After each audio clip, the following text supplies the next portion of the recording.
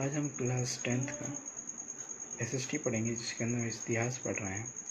Chapter first, Europe में राष्ट्रवाद का उदय। ठीक है, यूरोप में राष्ट्रवाद का उदय। देखो, 18वीं सदी में कई देश जैसे जर्मनी, इटली, स्विट्जरलैंड आदि उस रूप में नहीं थे जैसे कि आज हम उन्हें देख रहे हैं। देख सकते हैं, ये छोटे छोटे राज्यों में विभाजित थे, जिसका अपना एक स्वतंत्र शासक था। ठीक है, ऐसा नहीं। आगे देखें, 1789 की फ्रांसीसी क्रांति, जो आपने 9th में पढ़ा है। 1789 की फ्रांसीसी क्रांति राष्ट्रवाद की पहली स्पष्ट अभिव्यक्ति थी। इसने फ्रांस में राजतंत्र समाप्त कर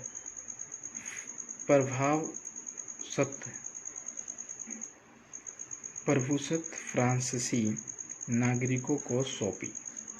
इस क्रांति से पहले फ्रांस एक ऐसा राज्य था जिसके संपूर्ण भूभाग पर एक निरंकुश राज शासन था। देखो, निरंकुश क्या होता है? जिस पे कोई भी अंकुश ना हो, मतलब जो चाहे वो करे, जिसको चाहा उसको फांसी सुना दी, जिसको जो चाहा वो सुना दिया। ठीक है, आगे देखें, अपनी मनमर्जी से राज कर रहा था। 1804 में की नेपोलियन संहिता क्या थी? संहिता, इसे 1804 में लागू किया गया। इसने जन्म पर आधारित विशेषाधिकारों को समाप्त कर दिया। मतलब जन्म से जो आपको अधिकार मिले हैं वो उसको समाप्त कर दिया। इसने न केवल न्याय के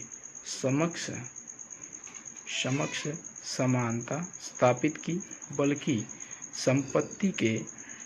संपत्ति के अधिकार को भी सुरक्षित किया। मतलब जो संपत्ति का अधिकार है उसे भी सुरक्षित कर दिया। आगे देखिए, क्रांतिकारी फ्रांस उदारवादी प्रजातंत्र का पहला राजनीतिक प्रयोग था। मतलब जो क्रांतिकारी फ्रांस उदारवादी प्रजातंत्र का पहला राजनेता प्रयोग हुआ।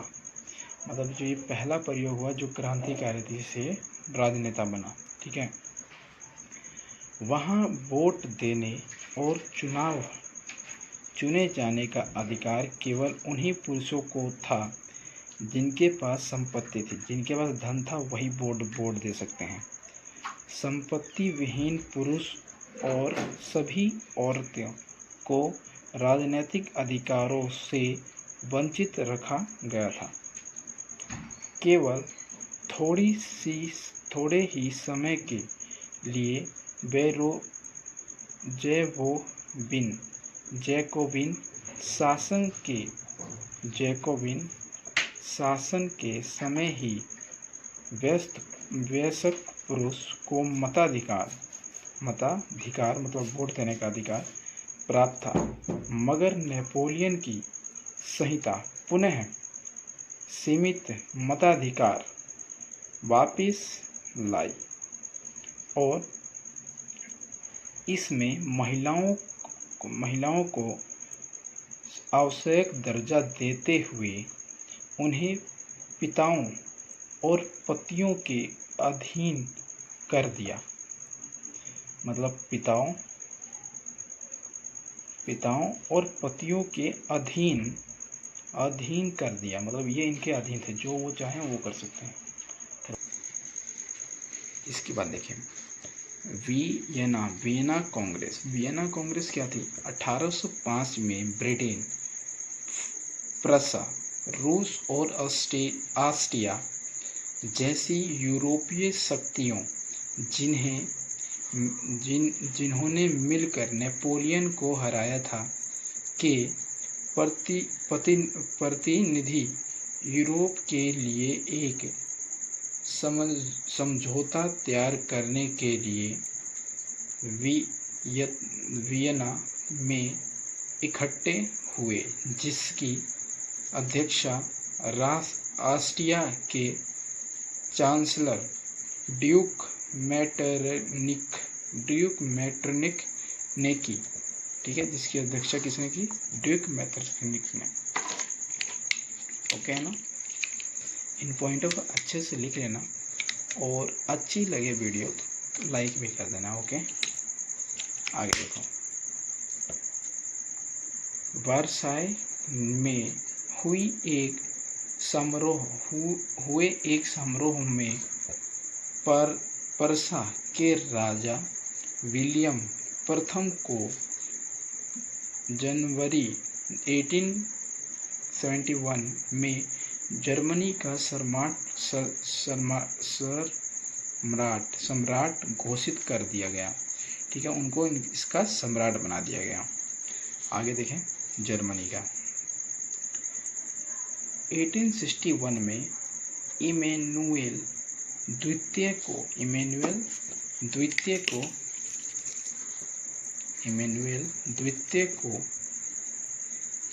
एकीकृत इटली का राजा घोषित किया गया। मतलब जो इटली था उसका राजा इमैनुएल द्वितीय को स्थापित किया गया। अब ये द्वितीय क्या है? अब इसी नाम का दूसरा आदमी, तो इसलिए हम द्वितीय बोलते हैं। क्लियर? देखो, जैसे आपने पढ़ा होगा चंद्रगुप्त द्वितीय, ऐसे ही। आगे देखें।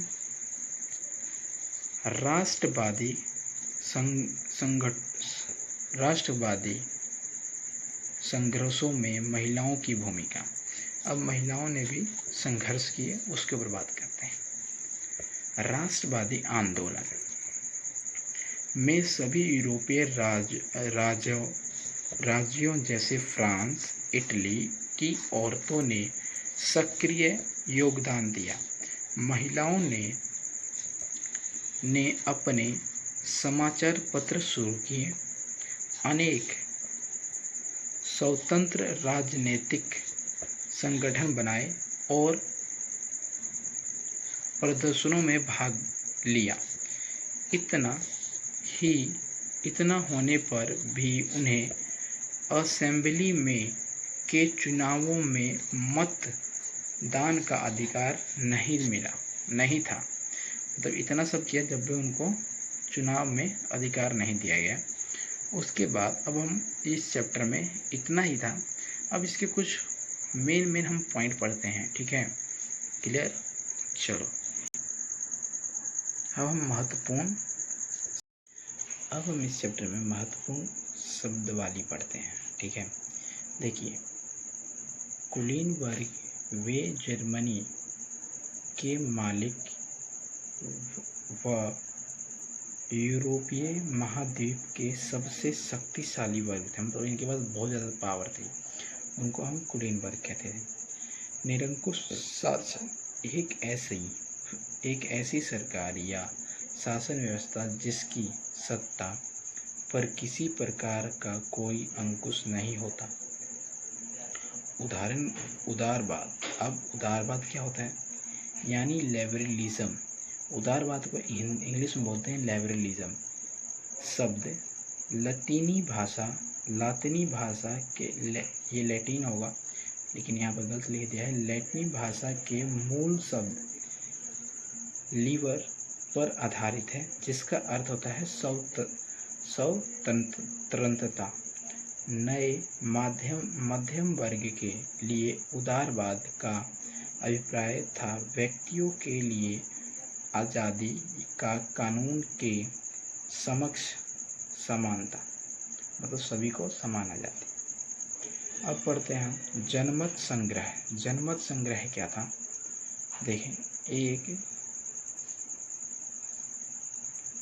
एक प्रत्यक्ष मतदान जिसके द्वारा एक क्षेत्र की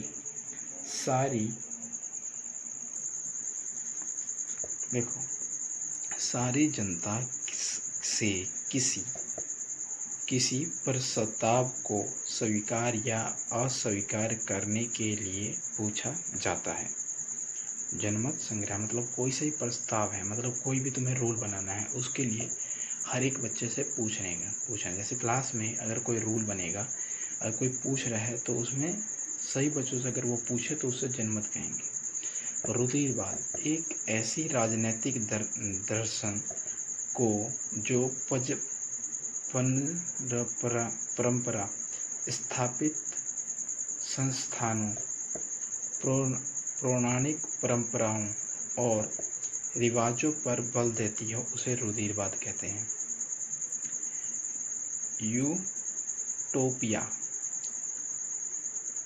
यूटोपिया कल्पना दर्शन, ये क्या होता है?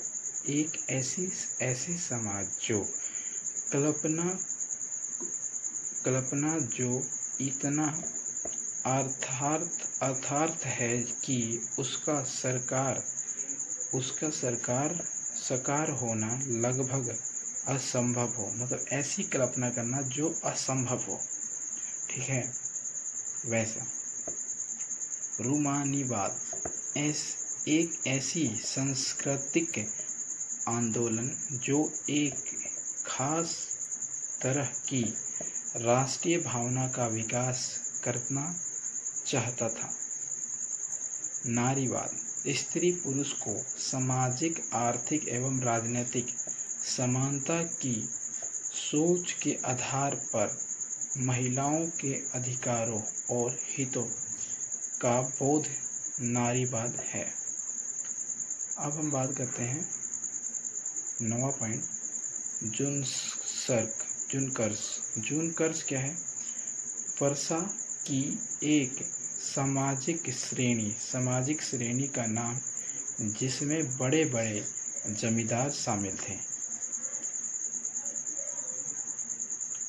जोलवेराई यह एक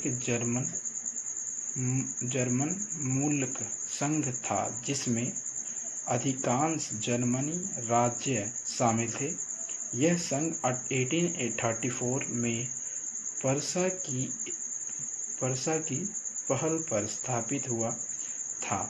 इसमें विभिन्न राज्यों के बीच शुल्क अवरोधन को समाप्त कर दिया गया तथा मुद्राओं की संख्या 2 कर दी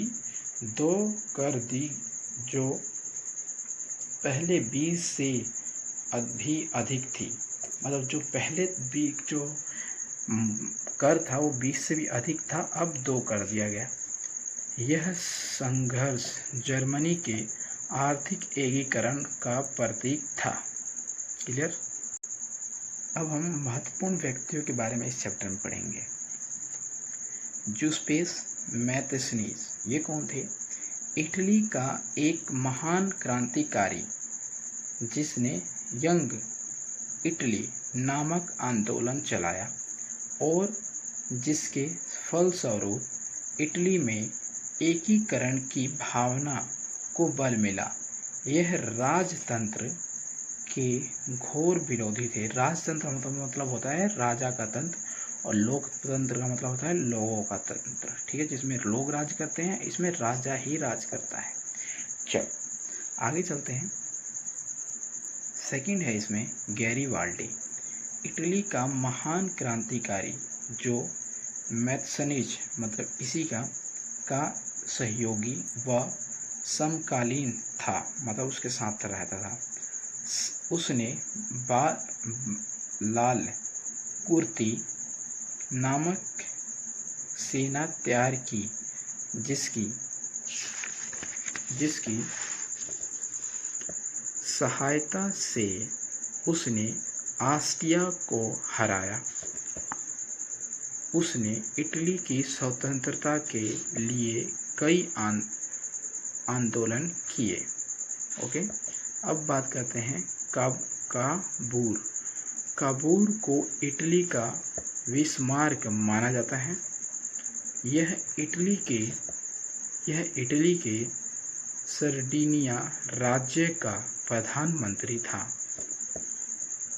उसने सर्वप्रथम अपने राज्य को इटली में मिलाने का कार्य किया।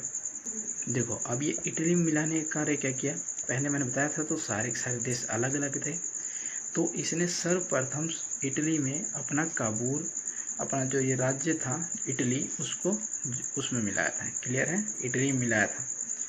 अब हम बात करते हैं काबुल। बिस्मार्क जर्मनी के इतिहास में अद्वितीय स्थान प्राप्त है। उसने जर्मनी के एकीकरण के लिए रक्त तथा लौह की नीति अपनाई। उसके प्रयासों से ही जर्मनी का एकीकरण संभव हुआ। रक्त एवं लौह की नीति, मतलब रक्त और लोहे से रक्त। क्लियर है। चलो तो ये आप लोगों को ये चैप्टर बहुत अच्छे से समझ आया होगा, तो इसको लाइक करें, इस वीडियो को सब्सक्राइब करें, ओके, और शेयर करें, जिससे और बच्चों का भी भला हो और मुझे भी वीडियो बनाने में और अच्छा लगे। इससे भी अच्छे से मैं वीडियो बनाऊं आप लोगों के लिए और आप लोग अच्छे से पढ़ें। चलो, थैंक यू।